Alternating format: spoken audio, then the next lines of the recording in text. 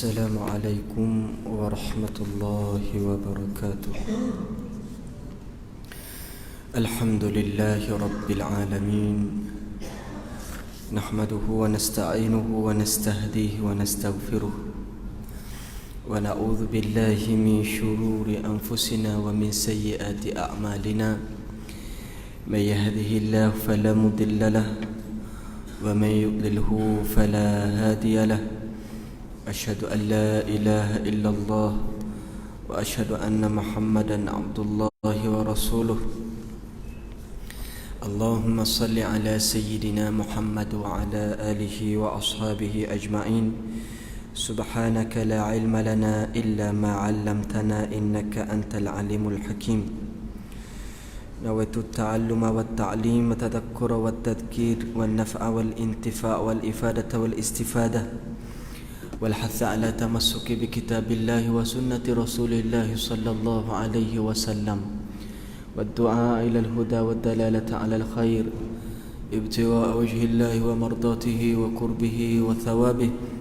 اللهم إني أسألك علما لدني ومشربا صافيا هنيا وهاب يا غني. ربي يسر ولا تعسر، ربي تمم بالخير، ولا حول ولا قوة إلا بالله العلي العظيم. قال المصنف رحمه الله تعالى ونفعنا وإياكم بعلومه في الدارين آمين يا رب العالمين.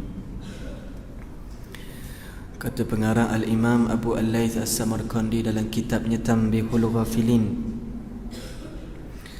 Kita masih pada muqaddimah bab yang baru ini, iaitulah babul al-amri bil ma'rufi wan nahyi 'anil munkar. Amar ma'ruf dan nahyu munkar, iaitulah menyuruh kepada berbuat kebaikan dan mencegah pada membuat kemungkaran. Dan kita masih pada membicarakan satu asar yang datangnya daripada Amirul Mukminin Umar bin Abdul Aziz, salah seorang khalifah daripada Bani Umayyah, yang mana kita sambung sedikit bagaimana tempat saya berhenti pada minggu lepas, iaitulah moyangnya Khalifah Umar bin Al-Khattab radhiyallahu ta'ala anhu, Amirul Mukminin, sahabat Nabi, Khalifah Islam yang kedua. Pada suatu hari dia bermimpi tentang seorang lelaki yang wajahnya sama seperti wajah dia. Orang lelaki dalam mimpi ni adalah daripada keturunan dia, tapi tidaklah daripada silsilah anak lelakinya.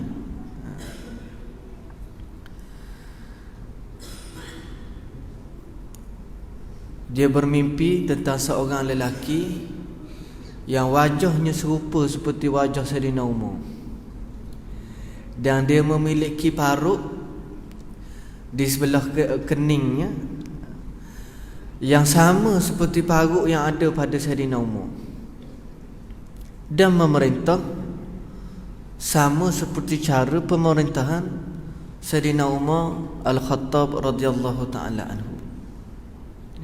Dan dia tertanya-tanya siapa dia orang lelaki ni. Amirul Mukminin Sayyidina Umar bin Al-Khattab radhiyallahu ta'ala anhu, masyhur cerita ni, pada satu malam dia berjalan-jalan. Dia berjalan-jalan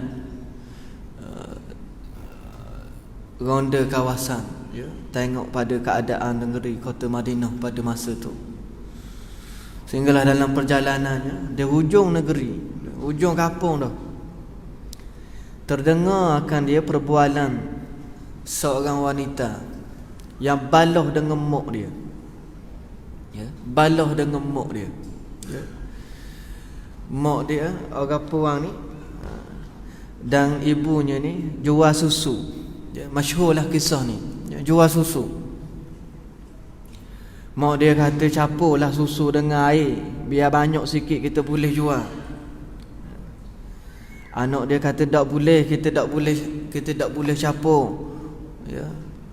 Jadi perbuatan ni haram, jual susu yang campur dengan air. Ya. Dan dicegah oleh khalifah, ya, Amirul Mukminin Sayyidina Umar radhiyallahu taala anhu. Anak dia kata, maka mak dia jawab, dah apa? Ya. Khalifah tak tahu. Ya, khalifah tak tahu. Dia dah duduk tidur ke mana. Tak, kita pula rumah jauh hujung kampung ni. Ya. Maka anak dia jawab, ya, khalifah tak tahu, tapi Tuhan kepada khalifah tu tahu. Bila anak dia jawab gitu, mak dia pun, ya, akurlah, ya, akan taat pada perintah Allah Subhanahu Wa Taala untuk jujur pada dalam perniagaan. Dia tak tahu khalifah duduk belah rumah dengar. Dia duduk balah dua beranak ni.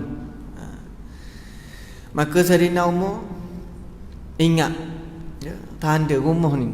Dia rumah ni. Tanda. Pagi esok dia pergi dengan anaknya. Dia pergi dengan anaknya. Ataupun dalam riwayat kata dia bawa dengan salah seorang daripada penasihat dia, beserta dengan anak lelakinya. Kemudian dia ketuk pintu rumah. Dia buka oleh mak hak puang tak ni. Pucak dah mak dia. Deba. Semalam baru cerita pasal khalifah. Pagi ni duduk depan tangga. Deba dah ni. Akhirnya Sayyidina Umar tanya, siapa dia hak puang semalam? Mak dia suruh campur air dalam susu, tapi dia tak boleh campur.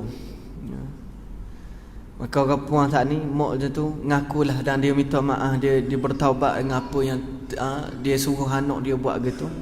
Dan Sayyidina Umar kata panggil anak tu, dan panggil anak tu. Dia rekahkan cerita. Dia meminang. Sayyidina Umar tanya, nak tak nikah? Ya. Mula-mula mak dia tak boleh beri. Sebab dia ingat ke Sayyidina Umar minta ke dia. Anak dia muda lagi, Sayyidina Umar tua dah. Mak dia tak boleh beri. Mula-mula gitu. Lepas tu Sayyidina Umar kata, tak, bukan untuk diri saya, untuk anak saya. Sebab orang puan ni ada tanda-tanda wanita yang solehah.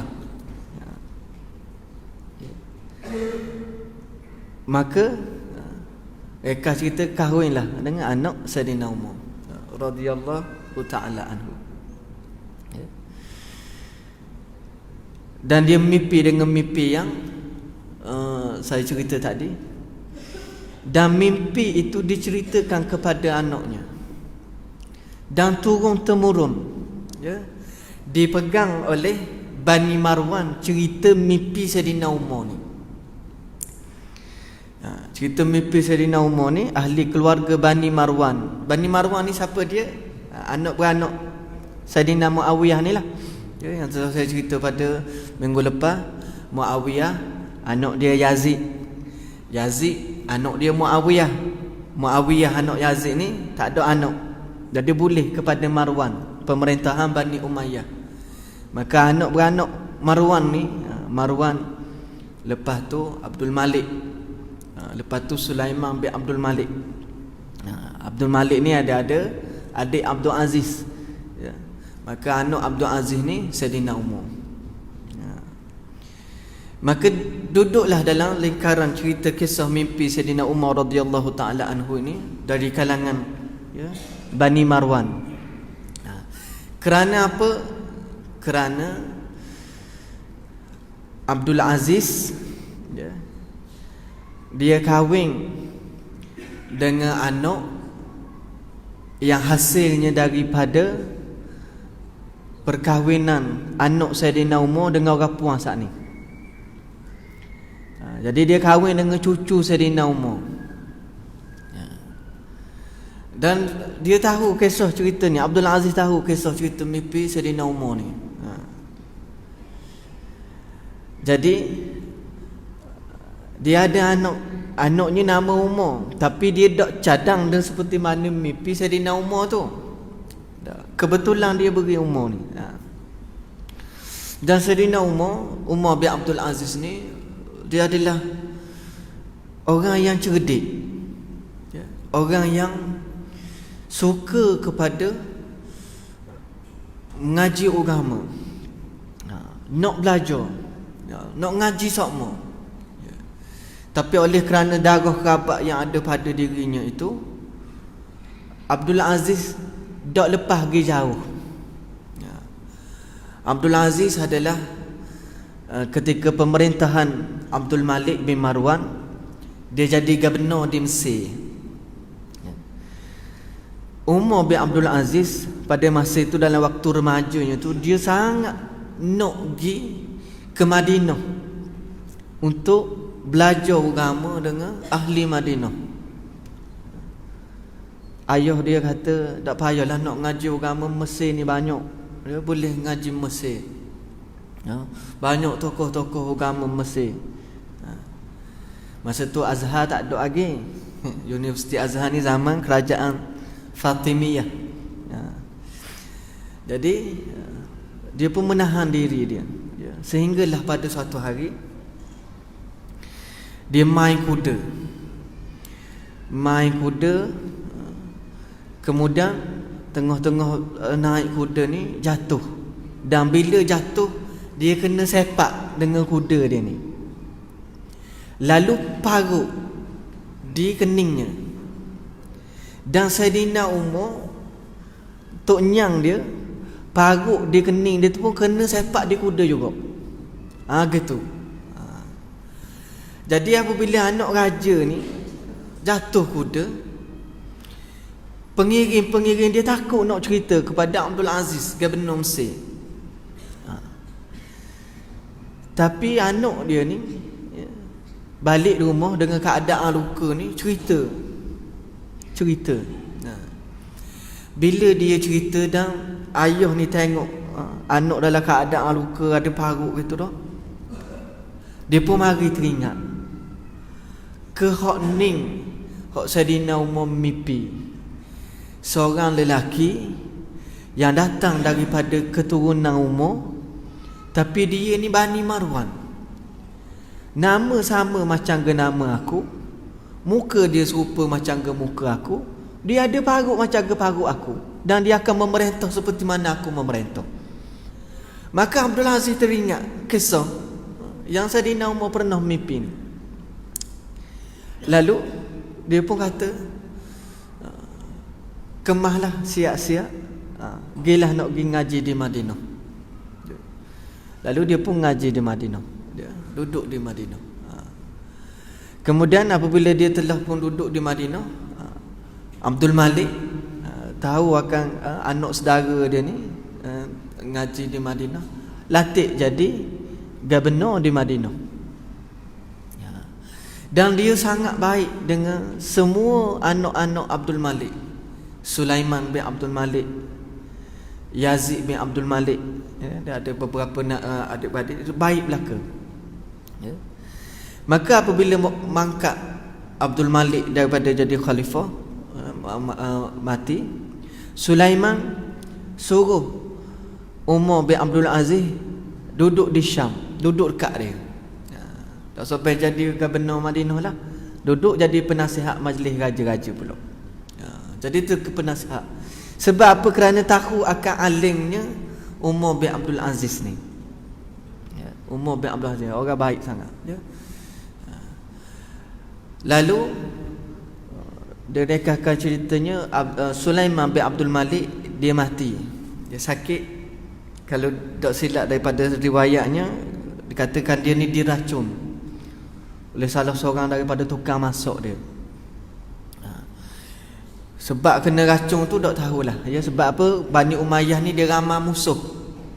Di antara musuh-musuh yang musuh tradisi daripada keluarga ataupun penyokong-penyokong Sayyidina Ali bin Abi Talib. Dia yang balas dah habis lagi, dan masih lagi duduk pada zaman fitnah, sehinggalah Abdul Malik bin Marwan sendiri pun dia terpaksa berperang dengan Abdullah bin Zubair, anak kepada Zubair bin Awam, iaitulah cucu kepada Sayyidina Abu Bakar. Zubair bin Awam ni natu kepada Abu Bakar radhiyallahu taala anhu. Maka dengan permusuhan dengan musuh yang banyak ni, boleh jadilah salah satu sebab Sulaiman bin Abdul Malik ni diracun.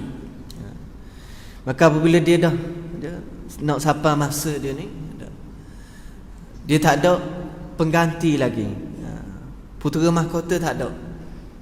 Ada anak tapi kecil-kecil belaka, tidak layak untuk jadi khalifah. Ada adik, 2-3 orang adik-adik dia, tapi muda sangat lagi, boleh jadi remaja lah. Maka dia pun rasa macam tak layak. Lalu penasihat kepada Bani Umayyah ini, iaitulah Raja' bin Haywah rahimahullahu ta'ala, seorang waliullah, orang alim. Dialah yang menasihati kepada Sulaiman bin Abdul Malik supaya apa? Supaya lantik Umar bin Abdul Aziz sebagai pengganti dia sebagai khalifah. Mula-mula tak setuju. Sebab apa? Umar sepupu, ayah dia Abdul Aziz tu Gubernur Mesir je, bukannya khalifah. Khalifah ayah dia Abdul Malik. Maka Rajab kata, tulis dalam surat tu gini, yang ganti Sulaiman bin Abdul Malik adalah Umar bin Abdul Aziz. Kemudian kita pakai barang lalu. Lepas Umar bin Abdul Aziz mati, Yazid bin Abdul Malik mari balik pada adik Sulaiman bin Abdul Malik. Pakai barang gitu. Barulah dia setuju. Dan pemerintahan Umar bin Abdul Aziz ini selama lebih kurang 2 tahun. 2 tahun setengah gitulah.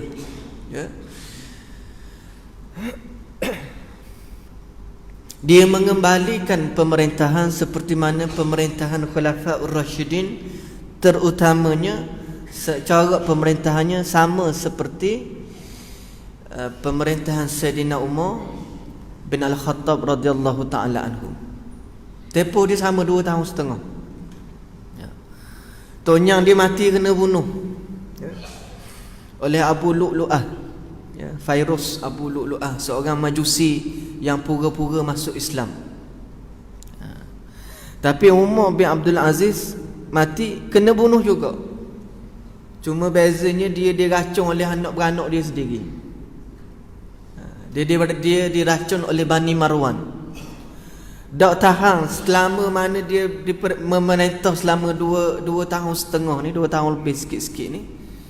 Bani Marwan tak tahan, hidup dalam keadaan ikut sungguh-sungguh 100% hukum hakam Allah Subhanahu wa taala, sama seperti mana Khulafaur Rasyidin, terutamanya Amirul Mukminin Umar bin Al-Khattab. Cara pemerintahan yang sama dan tegas. Di antaranya yang diamal pada masa itu adalah anak-anak raja ini, yang maknanya bukanlah menjawab jawatan dalam kerajaan pun, hak jauh-jauh, sepupu, anak saudara, hak tak ada benda-benda. Tiba-tiba dapat allowance daripada kerajaan. Ambil mana allowance ni? Daripada Baitul Mal. Sayyidina Umar sekat hak ni. Umar bin Abdul Aziz sekat hak ni. Dia kata macam mana nak ubi allowance, nak ubi gaji, sedangkan tak kerja. You duduk saja, tak kerja. Nak gaji kerja. Itu di antara salah satu sebabnya. Kemudian sebabnya lagi pula, dia ripung segala harta-harta yang ada dari kalangan Bani Marwan ini, dikembalikan ke Baitul Mal. Sebab dia kata harta hak duduk pada Bani Marwan ni diambil dengan cara yang tidak sebenar daripada rakyat jelata. Mana tanah hak Abdul Malik ambil hak rakyat, dia pulang balik. Hak mana hak ayah dia Abdul Aziz ambil hak rakyat, dia pulang balik. Hak mana hak sepupu dia Sulaiman ambil, mana hak tanda-tanda ambil, maka dia pulang semula ke Baitul Mal. Itu hak rakyat. Pulang belaka. Sampai habis, pulang dikembalikan ke Baitul Mal. Akhir dok tahan Bani Marwan ni, dia panggil lah salah seorang adik-beradik kepada Abdul Malik ni, mak saudara Umar bin Abdul Aziz. Hak dia segan, suruh khabar, kata dok sompeng lah, tegah sangat, janganlah dia nak juga bahagian harta-harta yang dia hak dok selayaknya, dia nak juga. Kemudian gilah mak saudara, kalau tidak silap mak saudara dia nama Fatimah, kalau dok silap lah, sama seperti nama isteri dia, Fatimah binti Abdul Malik. Dia kahwin dengan sepupu dia, adik kepada Sulaiman. Umar bin Abdul Aziz dia kahwin dengan sepupu dia, adik kepada Sulaiman, Fatimah binti Abdul Malik. Dan mak saudara ni kalau dok silap namanya Fatimah jugalah. Saya dok ingat rujukan dia tu. Pergi jumpa dengan Umar, khabar tentang masalah orang ngadu ke mak saudara ni. Maka Umar bin Abdul Aziz jawab, puak-puak kita, anak-beranak kita yang memerintah, sungai hak Rasulullah tinggal dan Khulafaur Rasyidin tinggal untuk kegunaan orang Islam ni, kita pakai kerik habis ke anak-beranak kita belaka sungai ni, sehingga suruh air dia. Maknanya Umar bin Abdul Aziz buat perumpamaan gitu, siapa suruh air dia. Maka demi Allah dia kata, saya nak mengembalikan aliran sungai ini, dan sungai ini supaya apa? Dapat digunakan semula oleh umat Islam keseluruhannya. Maka gitu. Maka mak saudara dia bila dengar dah anak saudara dia jawab gitu, dia pun kembali kepada anak-beranak ataupun kepada orang hak ngadu ke dia ni. Mudak sahabat minta apa-apalah dengan Umar bin Abdul Aziz, tak boleh. Mana gitu. Dia tetap nak tu.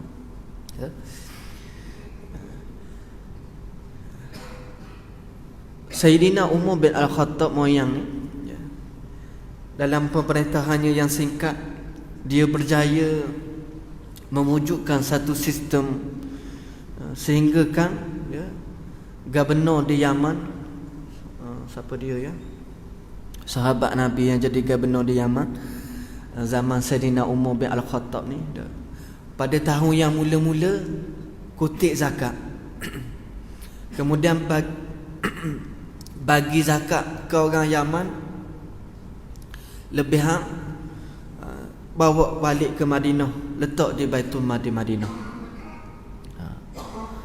Tahun yang berikutnya, separuh daripada kutipan zakat dia bayar ke Yaman, kemudian lebih tu bawa ke Madinah. Sayyidina Umar tanya, berapa banyak daripada tahun lepas?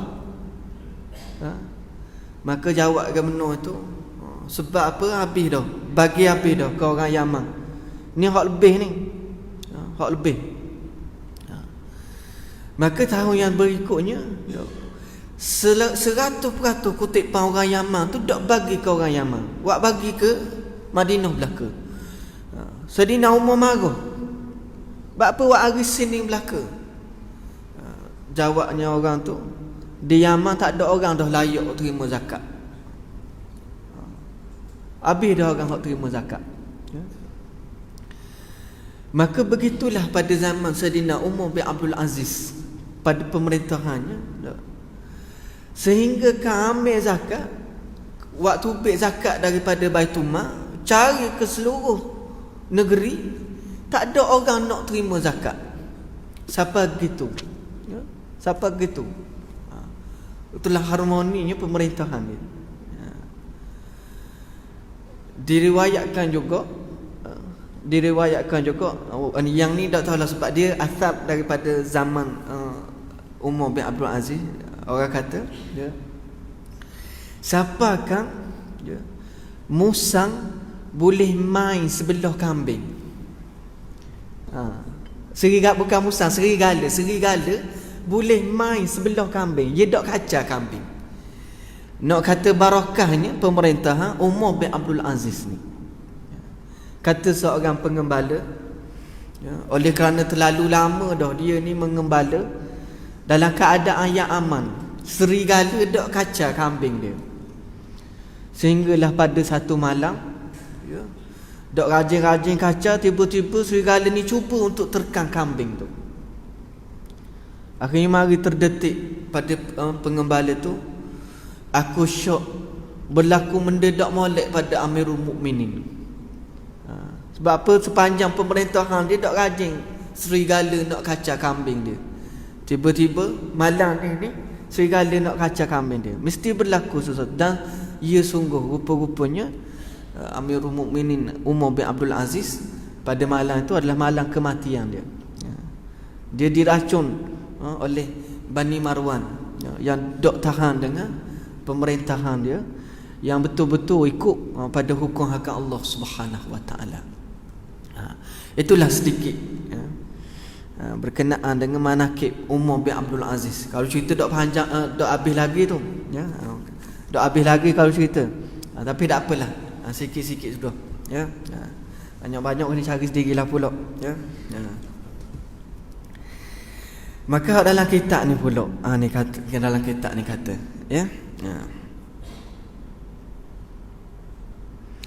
Qala Umar bin Abdul Aziz radhiyallahu ta'ala anhu anna Allah ta'ala la yu'adzibu al-'ammata bi'amali khassah walakin idza udhhiratil ma'asi falam yunkiru faqad istahaqqa al-qawmu jami'an al-'uqubah. Umar bin Abdul Aziz berkata, sesungguhnya Allah tidak menyeksa orang-orang awam disebabkan oleh kerana dosa orang-orang yang tertentu. Tetapi apabila perbuatan dosa itu bermaharajalela dan terang-terangan, kemudian tidak ada yang tegur, maka bererti semuanya sudah layak untuk menerima azab Allah Subhanahu wa taala. Maka Allah Subhanahu wa taala ini dia Maha Adil dalam menjatuhkan hukuman terhadap hamba-Nya. Maka kata Umar bin Abdul Aziz, Allah tidak sewenang-wenangnya nak turun azab pada orang awam.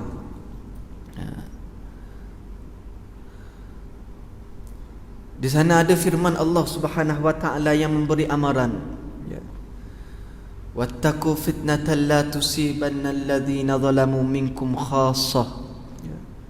Takutlah pada azab Allah Subhanahu wa taala yang apabila dia turun tidaklah kena kepada orang zalim yang buat kezaliman semata-mata.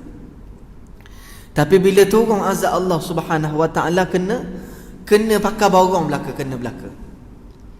Orang soleh kena, orang zalim kena, orang buat maksiat kena, orang buat taat kena. Tapi kena ni sebab apa? Kerana di sana tinggalnya ataupun orang mengabaikan salah satu daripada perintah Allah Subhanahu wa taala, iaitulah suruh orang buat baik, iaitulah suruh orang tinggalkan maksiat ini dan cegah daripada buat, larang. Dan larang ni banyak, sama ada larang dengan penguatkuasaan undang-undang ataupun larang dengan kita sebut, kita nasihat, macam-macam. Maka kalau tinggal hak ni, tinggal suruh buat baik, larang pada buat jahat ini, maka akan kena dengan firman Allah Subhanahu wa taala ini. Bila turun azab Allah, kena belaka kat lagi. Maka kata Saidina Umar ni, kena tu sebab apa? Sebab bermaharaja lela orang yang buat dosa ni. Kemudian tak ada orang tegur, tak ada orang larang. Ini masalah. Mutaakhir ni orang langgar perintah Allah Subhanahu wa taala. Dan bangga mempamerkan maksiat yang dia buat. Bangga buat kezaliman. Dia buat zalim, kadang buat zalim tu pada diri dia sendiri. Tapi bila tak ada orang nak tegur, apalah ikut pandai dia lah. Dia jawab sendirilah dia dengan Allah Ta'ala kan. Dosa peribadi yang ni masalah ni. Masa ada orang nak cara, dah hak tu dosa dia. Hak tu dosa orang tu, hak tu dosa orang tu. Dah kita dah apa, asal kita boleh pergi masjid, kita buat taat kita sudah lah. Berleluasa dalam masyarakat hak ni. Tunggu datangnya azab Allah Subhanahu wa taala secara menyeluruh. Sebab apa tak ada orang nak cara? Orang hak nak buat taat, dia buat taat dia saja. Tak berhajat orang. Orang buat maksiat, dia dak tegur, dia dak larang. Oh, kok pandai dia, hak dia dosa peribadi. Ni istilah ni dosa peribadi ni. Betul lah dosa peribadi, orang tak buat dosa berjemaah. Ada, memang ada lah dosa orang pasal buat ramai-ramai ni. Cumanya dah jarang. Tapi dosa bila berdosa tu atas masing-masing yang buat. Kita bagi laluan untuk jenazah.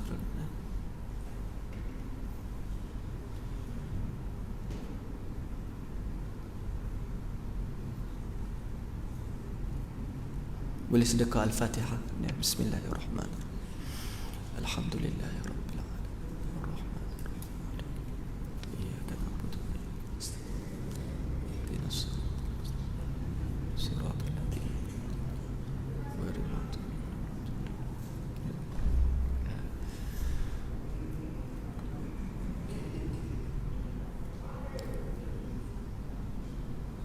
Arwah bekas AJK masjid tak?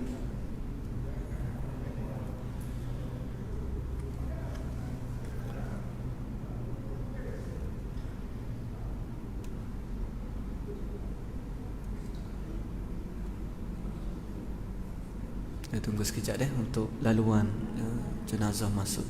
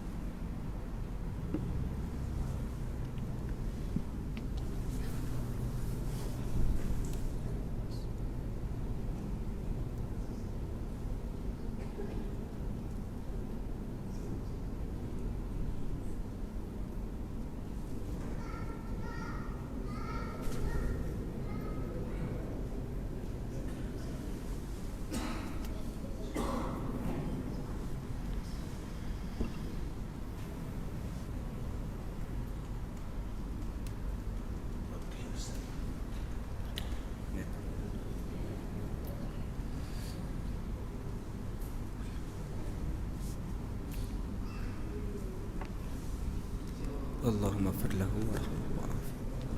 Allahumma shalli ala sayyidina.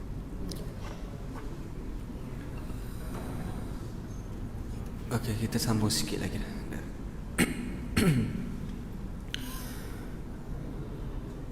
Iaitulah apabila bermaharaja lela maksiat kepada Allah Subhanahu wa taala ni. Bahkan mutaakhir ni orang buat maksiat, dia bangga tunjuk maksiat dia. Dia bangga tunjuk dosa dia. Boleh jadi kerana dia buat tu jahil. Jahil apa jahil? Berbangga-bangga dengan dosa ni. Ada satu okey dalam 2-3 minggu lepas, seorang lelaki artis pakai gelang mah, pakai gatam mah. Orang tegur, haram orang lelaki pakai gelang mah, pakai ratam mah. Dia jawab mana? Tahu dah hukum haram, tapi dah minat nak buat warna langgar saja. Dia jawab gitu. Bangga menzahirkan buat dosa dengan Allah Subhanahu Wa Taala. Tu dia dah dosa hak sendiri tanggung. Mana bila dia jawab gitu, dia tahu hukum. Dia tahu hukum. Dan memanglah lepas daripada tu dia memohon kemaafan dengan lacangnya dia jawab ni. Dia minta maaf lah. Moga-moga minta maaf tu berserta dengan taubat. Tinggallah buat tu. Kalau bahagian nyanyi sekian hadah, tu dia lah masalah lain lah. Dengan menzahirkan, buat derhaka kepada Allah Subhanahu Wa Taala. Dia buat mana? Dah tak apalah minat, langgar saja. Maka nanti bimbang. Mari dilanggar oleh Allah Subhanahu Wa Taala. Dan alhamdulillah masih ada ramai orang tegur. Maka bila ada orang tegur, ada lagi hak ni amal makruf dan nahyu munkar ini.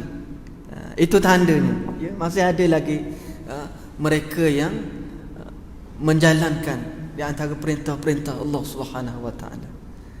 Maka kalau tak ada orang tegur contohnya, sehingga jadi satu budaya, sehingga jadi satu ikutan, hingga dia kata dah orang buat gitu belaka contoh,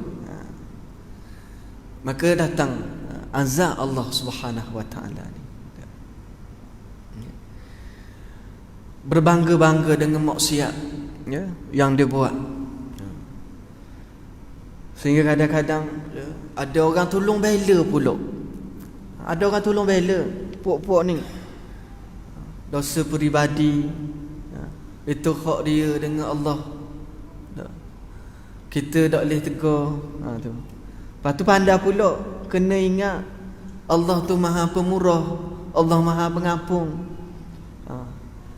Menang ke dia sama? Allah tu Pemurah, Allah Pengampun, rahmat Allah Subhanahu Wa Taala. Kita baru lagi cerita bab rahmat. Maka nak dapat rahmat ni dengan taat. Nak dapat rahmat ini dengan buat segala apa yang Allah Subhanahu Wa Taala perintah, tinggal apa yang Allah larang. Di sana barulah ada kerahmatan. Maka macam mana orang nak dapat rahmat dalam keadaan dia ni derhaka kepada Allah Subhanahu Wa Taala, wal iyad billah. Moga-moga maknanya dah lepas pada hak dia minta maaf tu tak buat dah lah. Takut minta maaf saja dah. Lepas pada tu dah buat pada minat saat ni, hak barang ada lagi. Nabi SAW pernah seorang sahabat jumpa dengan Nabi dalam keadaan di jari keliking dia ada cicing mah. Di jari keliking dia ada cicing mah. Maka Nabi kata tegur, Nabi tegur dia. Apa pakai bara api neraka di jari tu? Nabi sebut gitu, cicing hak duduk tangan dia tu dia buang.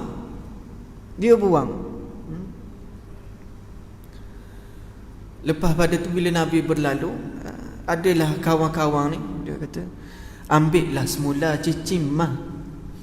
Bukan suasa, bukan perak dak, cicing mah. Orang lelaki tak boleh pakai, orang perempuan boleh pakai. Sahabat ni jawab mana?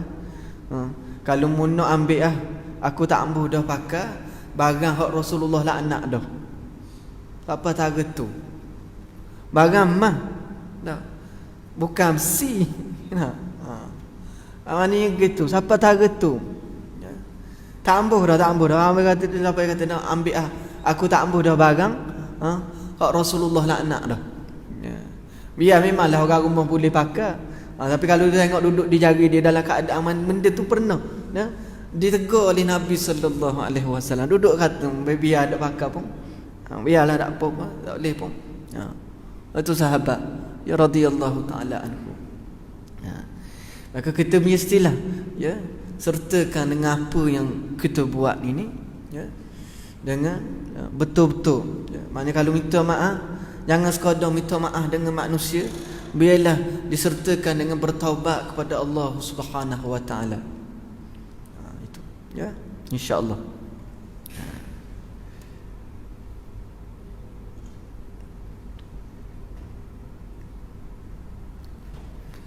Kemudian diriwayatkan, muka-muka ni yang terakhirlah. Wa dzakara anna Allah Ta'ala auha ila Yusha' bin Nun alaihi salatu wassalam anna muhliku min qaumika 40,000 min khiyarihim wa 60,000 min shirarihim. Faqala ya Rabb haula'il ashrar fama balul akhyar. Qala innahum lam yaghdabu bighadabi wa akaluhum wa syarabuhum. Diriwayatkan dalam satu riwayat Israiliyat bahawa Allah telah mewahyukan kepada Nabi Yusha' bin Nun.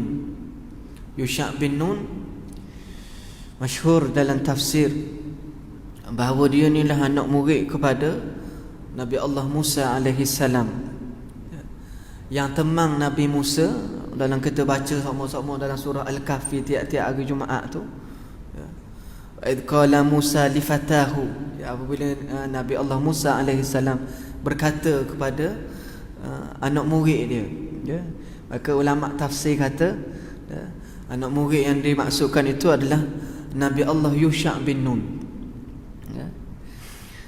Maka dia memerintah ataupun dia jadi Nabi mengetuai Bani Israel setelah kewafatan Nabi Musa dan Nabi Harun. Maka dalam riwayat ini Allah mewahyukan kepada Yusha' bin Nun yang akan membinasakan daripada kaum Bani Israel ini 40,000 orang yang baik-baik dan 60,000 orang yang derhaka. Maka Nabi Yusha' bertanya, wahai Tuhan, orang yang derhaka 60,000 tu layaklah kena binasa sebab dia derhaka. Tapi apa orang hak baik-baik siapa 40,000 orang kena belaka tu? Maka Allah kata, kerana mereka tidak murka terhadap apa yang aku murka, bahkan mereka makan minum bersama-sama mereka yang derhaka itu. Ni tahu dah orang ni buat maksiat, tahu dah orang ni derhaka pada Allah Subhanahu wa taala. Tapi orang hak baik-baik ni, hak buat taat ni, dak cara ikut pandai dak. Dosa masing-masing hak mu buat mu tanggung. Tu. Asal kami ni boleh buat taat sudahlah. Bahkan mereka bergaul dengan mereka, orang hak baik-baik ni bergaul dengan orang yang derhaka pada Allah Subhanahu wa taala. Dalam keadaan dia tidak tegur. Dok tegur apa? Dok tegur maksiat hak orang jahat ni buat. Dok cara.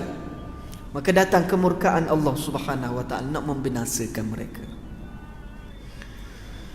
Berkata Abu Hurairah, insya-Allah kita sama pula lah. Bismillahirrahmanirrahim. Allahumma anfa'na bima 'allamtana wa 'allimna bima yanfa'una, rabbana zidna 'ilma, rabbana atina fid dunya hasanah fil akhirati hasanah wa qina adzabannar. Wa sallallahu ala sayyidina Muhammad wa ala alihi wa sahbihi wa sallam. Alhamdulillahirabbil